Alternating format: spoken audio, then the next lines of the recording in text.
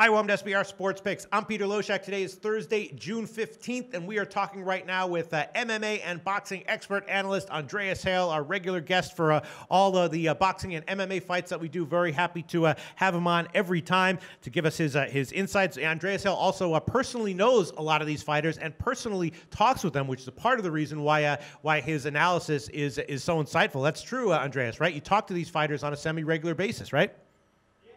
Yeah, I do get to talk to these guys a lot and get into their heads a little bit, so I kind of know what they're preparing for heading into these big fights. So for you, they're not just random number generators; they are actual people, which is not the case for most of us from the handicapping perspective who look at these fights. All right, so right now we're going to take a look at Bethe Correia and Holly Holm, the fight coming up, UFC Fight Night 111 in the Philippines, and Holly Holm, of course, has lost 3 in a row since the big win over Ronda Rousey. Although those were all somewhat excusable fights, they were all against elite competition. Now she takes a supposed step down against Correia, a fighter who has a great spirit, who has good cardio as well, but maybe is just at a size and skills disadvantage. And certainly the line for this fight, as expected, reflects that. Holly Holm right now minus 550 to win the fight, and Correia on the other side plus 425. The question is, how much does Holly Holm still have left? And the question is, how much if she's roughly at her maximum talent level here for this fight, how much of an edge then does she have over Correia?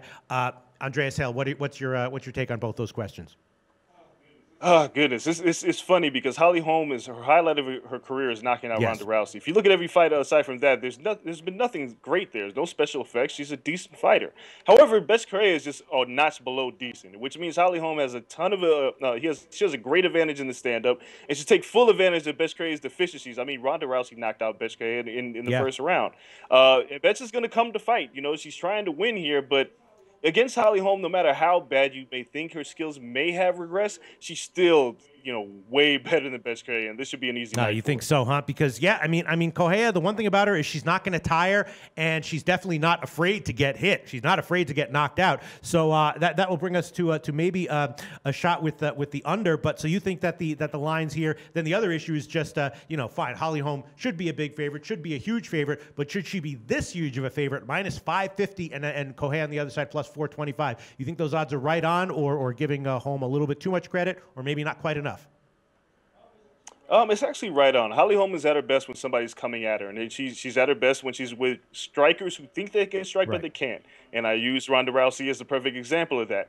Everybody else that she's fought, from Miesha Tate, who is very, she's gritty and she's grimy, she's willing to take a punch to get down to the canvas.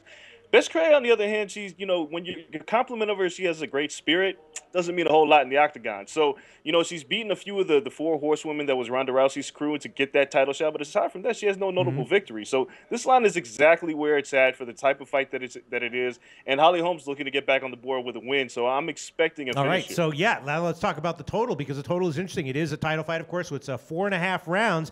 And the market, is expecting this fight to likely, I mean, the fight not going distance is still a favorite, but not a big favorite. The under 4.5 rounds is minus 125. The over is plus 105 on the other side. And the fight not going the distance is just minus 155. The fight going the distance is plus 125. And considering just that, Correia's game plan is probably going to, hit and get hit, and hopefully that she comes out, with the getting the better of that game plan. Maybe we want to take a shot here with the under, or with the fight not going the distance. What do you think? Yeah, definitely the under. I'd take a shot with it, because if 5 rounds is a long time, and Holly Holm has done it. She goes the distance, and she kind of picks her spot. She's a counter striker, but Bethe is going to give her all the opportunities in the world to hurt her. So I expect it to happen at some point. Like I said, if Ronda Rousey can knock you out with a well-placed punch on the chin, I can't imagine what a world-class former championship boxer is going to do if she gets her hands on her. So I'm expecting this to go on. And I'm guessing that Correia's strategy here is not going to be to protect herself. It's going to be to try to get a flashy knockout, which will vault her career to the next level. And if she gets knocked out, doesn't seem like that's too big of a deal for her. At least it hasn't been so far in her career. All right, so I think that maybe we might have a good bet here. Would you rather take the under 4.5 rounds at minus 125, or would you actually take Holm winning inside the distance, which would be minus 121? I'd take Holm winning inside the distance. I don't see Bethe Correia any chance of her winning this fight, especially not by a finish. So I definitely go All with right, Holm so here. my official pick for this fight, which I think actually might be a good bet, under 4.5 rounds at -125. And if you had to make a bet here, what would your bet be, Andreas Hale? Yeah, I go with Holly Holm inside the distance, finishing off at Bethe Correia. -121. Andreas Hale, thanks as always. Talk to you again very soon. Hey guys, thanks for tuning in to our channel. Now we've put a lot of work into producing all these free videos, so please help us out and keep all our content free for you forever by simply liking, sharing, commenting, and subscribing. Now, not to mention, a visit to our industry-leading website will warm the hearts of all our SBR employees, especially myself. Now, the links are over there to the left, so do check those out. Thanks for watching.